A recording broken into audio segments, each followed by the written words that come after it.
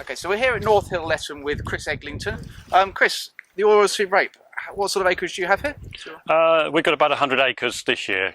We've cut down and we're now growing peas as well to try and get our rotation out to 8 years rather than the 4 years we've been running for the last 20 years. Okay, so and we're here, it's just at the end of January. The crop obviously has come through the winter. It's looking really, really strong. The plant you're holding got some lovely rooting. Yep. What do you attribute that to? What are you doing here that gets the plant that size at this time of year? Well, we're precision drilling oilseed rape behind the subsoiler, which I think is still unique.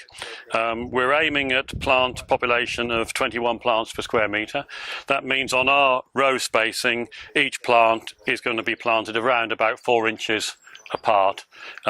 This gives big plants. This was drilled on the 20th of August, and I'm fairly pleased with the way that's produced the roots. Okay. So your precision drilling, what have you done with that? How have you achieved a precision drill? What have you? That was quite a long process. It took us 3 years of trial and error, of moving the precision drill about and changing things.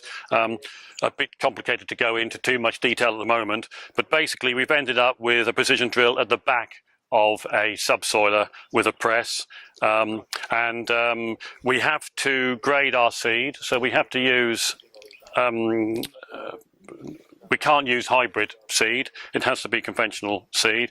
We put that over a gravity separator to get the right size of seed, and I think it's important to get a biggish seed. Bigger seeds make better plants. I think that's always the case, whatever you're growing. And then once drilled, we double roll, and that's absolutely essential to double roll. And all of that is done on a controlled traffic system. And what's the advantage to you then of a controlled traffic system? People have got a new way to manage their crops.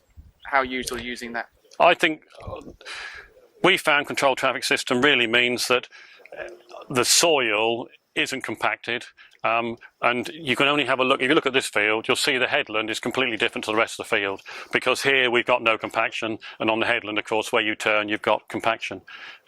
We still, with our system, we still run on 27% of the field, even in the controlled traffic, because of our system, and we're hoping to reduce the wheelings with some modifications in the next few years, but it all takes money and time. But you have to be religious about staying on the tracks. Absolutely, yep. Everything is on the tracks. At harvest time, it's important.